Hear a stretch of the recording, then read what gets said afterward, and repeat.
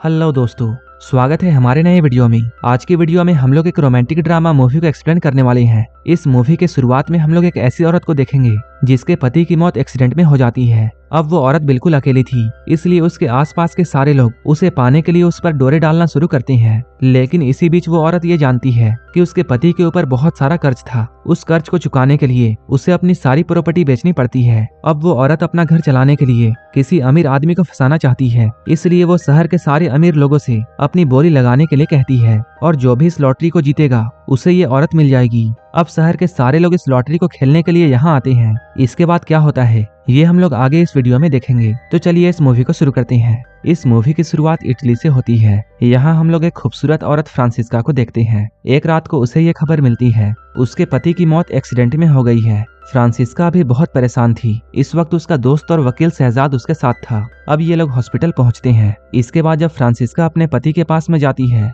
तब वो उसके लाश को देखकर बहुत टूट जाती है। फ्रांसिस्का की एक छोटी सी बेटी है जिसका नाम जूलिया है। वो अपने आप को और अपनी बेटी को संभालने की कोशिश करती है, लेकिन यहाँ मौजूद कई लोग फ्रांसिस्का के अकेलेपन का फायदा उठाना चाहते थे। इधर फ्रांसिस्का के पिता उसे और जूलिया को अपने साथ ले जाना चाहते हैं, लेकिन फ्रांसिस्का उनके साथ जाने से इनकार कर देती है। वो यहाँ आकर फ्रांसिस्का से पैसों की कुछ मदद लेते हैं, क्योंकि फ्रांसिस्का अभी बहुत अमीर थी। लेकिन उन्हें ये बात पता नहीं थी कि फ्रांसिस्का के साथ आगे क्या होने वाला है।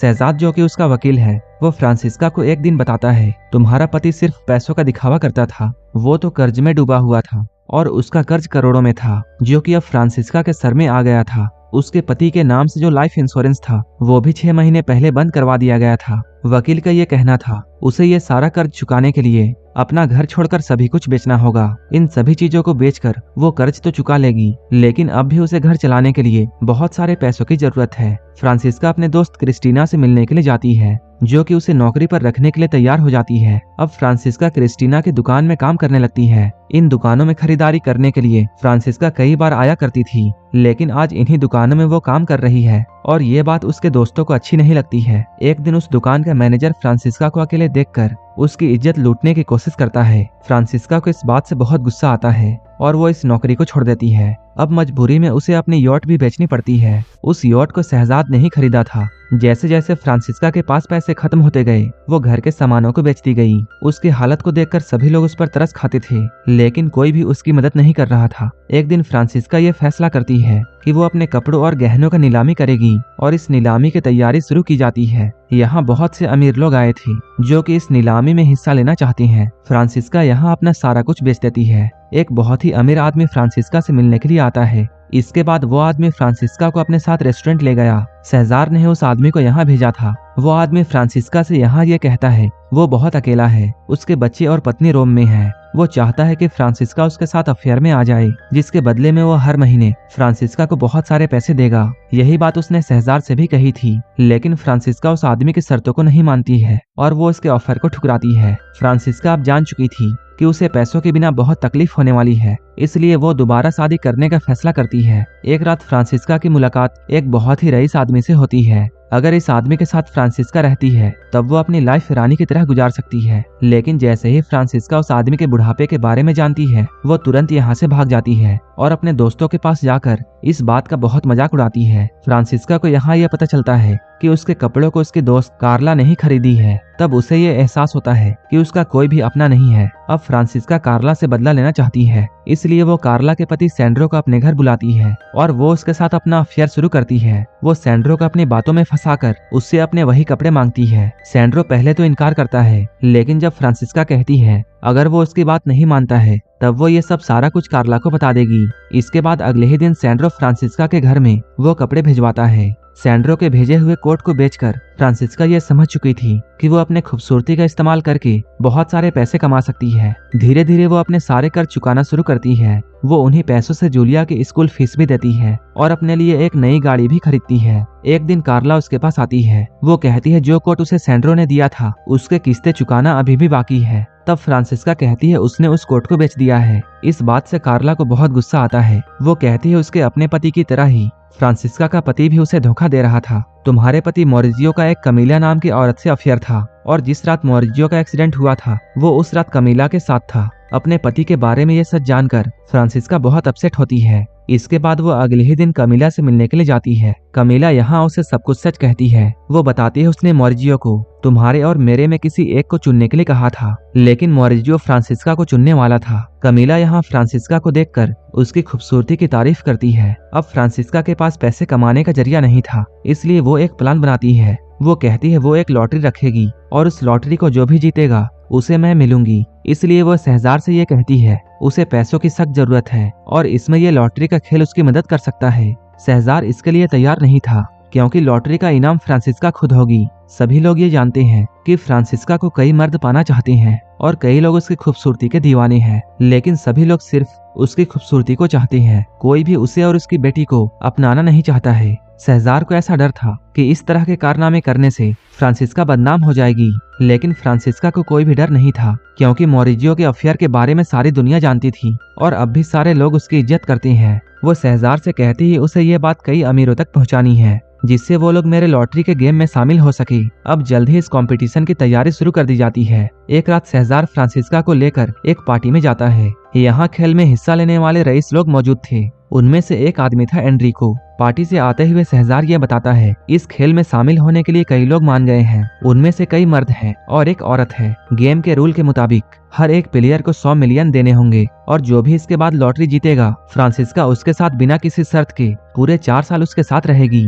इस गेम में शहजार भी पार्टिसिपेट करना चाहता था, लेकिन वो इस गेम में हिस्सा नहीं ले सकता है, क्योंकि वो खुद फ्रांसिस्का का वकील है। फ्रांसिस्का ये सब करने से बहुत खुश तो नहीं थी, लेकिन अब उसकी ये बात इतनी फैल चुकी है कि वो इस बात से पीछे नहीं हट सकती है। मॉरिजियो की माँ भी इस खबर को सुनकर खुश नहीं होती है और वो बदनामी से बचने के लिए अपनी पोती जूलिया को यहाँ से ले जाना चाहती है, लेकिन फ्रांसिस्का साफ इनकार करती है, क्योंकि जब उसे जरूरत थी तब कोई भी उसकी मदद करने के लिए आगे नहीं आया। एक दिन फ्रांसिस्का इटली के एक गांव में उस आदमी से मिलने के लिए जाती है जो कि इस गेम में हिस्सा लेना चाहता है। वो आदमी पहले तो बहुत खुश था, लेकिन जब वो ये बात जानता है कि फ्रांसिस्का ये सारा कुछ सिर्फ पैसों के लिए कर रही है, तब वो फ्रांसिस्का को बुरा भला कहकर यहाँ से भगाता है। एक दिन फ्रांसिस्का की दोस्त सेरेना उसे एक गिफ्ट भेजती है। वो इस गिफ्ट को भेजकर उसके लॉटरी वाले गेम को ताना मार रही थी। जब फ्रांसिस्का इसके बारे में उससे बातें करती है, तब सेरेना ये कहती है मेरा पति भी तुम्हें पाने के लिए इस गेम में हिस्सा ले रहा है। फ्रांसिस्का कहती है वो ये बात नहीं जानती थी, लेकिन सेरेना उसकी कोई भी बातों को नहीं सुनती है। इसके बाद फ्रांसिस्का तुरंत सेरेना के पति के पास जाती है और वो उससे कहती है तुम्हें इस कंपटीशन से पीछे हटना होगा, क्योंकि फ्रांसिस्का अपने दोस्त को धोखा देना नहीं चाहती है। सेरेना का पति गुस्तावो यहाँ फ्रांसिस्का से ये कहता है इस गेम में जो भी लोग पार्टिसिपेट कर रहे हैं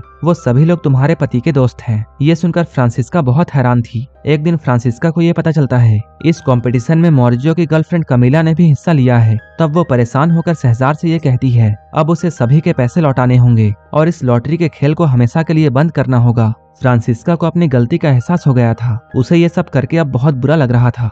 शहजार उससे कहता है अब बहुत देर हो चुकी है, अब उसे इस खेल को बंद करने के लिए शहजार को चुनना होगा। फ्रांसिस्का ऐसा करने के लिए मान जाती है, क्योंकि वो सभी लोगों में शहजार पर सबसे ज्यादा भरोसा करती है। लेकिन तभी फ्रांसिस्का को यह पता चलता है कि शहजार भी औरों की तरह है और उसका भी अफेयर कहीं चल रहा है। इसके बाद वो गुस्सा होकर इस घर से निकलती है। फ्रांसिस्का अभी बहुत परेशान थी, लेकिन तभी फ्रांसिस्का के गाड़ी के आगे एक आदमी आ जाता है जो कि बेहोशी की हालत में भी फ्रांसिस्का से बहुत अच्छे से बात कर रहा था। उसकी मीठी बातों को सुनकर फ्रांसिस्का उसे अपने घर ले जाती है। अब फ्रांसिस्का एंटोनियो का ख्याल रखती है। एंटोनियो फ्रांसिस्का की खूबसूरती को देखकर उसे बहुत पसंद करने लगा है। वो इस घर से जाना नहीं चाहता है और इस घर में रहने के लिए बहाने ढूंढता है। फ्रांसिस्का भी उसके इरादों को समझ जाती है। वो भी अब इस रिलेशनशिप को आगे बढ़ाना चाहती है, क्योंकि वो भी एंटोनियो को पसंद करने लगी है। अब ये दोनों एक दूसरे के साथ वक्त बिताने लगते हैं। फ्रांसिस्का अब अपने परेशानियों को भूलकर बहुत खुश है। एंटोनियो भी उसका भरपूर साथ दे रहा था। एंटोनियो फ्रांसिस्का से ये कह देता है कि वो अपनी बाकी की सारी जिंदगी फ्रांसिस्का के साथ बिताना चाहता है,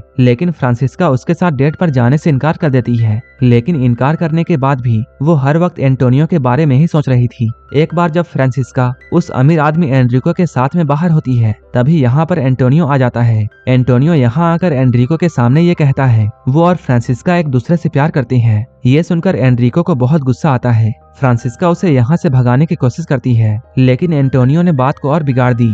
इन लोगों की बहस इतनी बढ़ जाती है कि एनरिको एंटोनियो को पीटता है और उसे पीट कर यहाँ से ले जाता है। इतना सब होने के बाद भी एंटोनियो फ्रांसिस्का के पीछे पड़ा हुआ था। फ्रांसिस्का उससे दूर जाना तो चाहती थी, लेकिन वो कामयाब नहीं हो पाती है। अब इन दोनों का अफेयर शुरू हो जाता है, लेकिन एंटोनियो अभी फ्रांसिस्का के लॉटरी वाले बात से अनजान था। कुछ दिनों के बाद सेजार फ्रांसिस्का को एक रेनेटो नाम के बूढ़े आदमी से मिलवाता है, जो कि फ्रांसिस्का से शादी करना चाहता है। रेनेटो उसे एक बार देखना चाहता था, लेकिन उसे ये बात पता नहीं थी कि वो सेजार को पहले ही चुन चुकी है। फ्रांसिस्का की परेशानियां बढ़ने वाली थी, क्योंकि वो तो अब एंटोनियो से प्यार करने लगी थी। अब एंटोनियो जूलिया के साथ भी एक पिता की तरह बिहेव करता है, लेकिन ना चाहते हुए भी फ्रांसिस्का को एंटोनियो से दूर जाना पड़ रहा था। लेकिन तभी उसे ये पता चलता है कि एंटोनियो हमेशा से लॉटरी के बारे में जानता था। एंटोनियो का ये कहना था कि फ्रांसिस्का को लॉटरी वाला गेम खेलना चाहिए, जिससे उसके पास बहुत सारे पैसे आ जाएंगे। एंटोनियो के इस सोच से फ्रांसिस्का ये समझ जाती है एंटोनियो सिर्फ पैसों के लिए फ्रांसिस्का के पास में आया था। ये बात जानने के बाद वो हमेशा के लिए एंटोनियो को छोड़ देती है। कुछ दिन के बाद सेजार के ऑफिस में छापा पड़ता है, क्योंकि किसी अनजान इंसान ने उसके और लॉटरी के खिलाफ कंप्लेन की थी। पुलिस सेजार से ये कहती है उसे प्रोस्टिट्यूशन और लॉटरी के जुर्म में अरेस्ट किया जा सकता है। अब सेजार और इस गेम में हिस्सा लेने वाले सारे लोग ये बैठकर सोचते हैं कि कैसे पुलिस से बचा जाए। सेजार यहाँ फ्रांसिस्का से ये कहता है उसे पुलिस के पास जाकर ये कहना होगा कि यहाँ कोई भी लॉटरी नहीं खेला जा रहा था। लेकिन जब फ्रांसिस्का को पूछताछ के लिए बुलाया जाता है, तब वो अपने बयान में ये कहती है कि लॉटरी का खेल सचमुच खेला जा रहा था और इनाम के तौर पर एक यॉट दी जा रही है, जो कि फ्रांसिस्का ने सेजार को बेची थी। इसलिए उसे अब लॉटरी का सच छुपाने की कोई जरूरत नहीं है। सेजार का भेजा हुआ वकील फ्रांसिस्का के इस बयान को सुनकर बहुत हैरान था। अब सभी के सभी लोग जो कि इस गेम में हिस्सा लेना चाहते थे, उन सभी के उम्मीदों पर पानी फिर जाता है। लेकिन पुलिस के वजह से कोई भी कुछ नहीं कह पाता है। फ्रांसिस्का के एक झूठ ने उन सभी को बचा लिया, क्योंकि वो इस लॉटरी का इनाम खुद के जगह में यॉट को बताती है और इस लॉटरी के जरिए अब फ्रांसिस्का को करोड़ों मिल गए थे।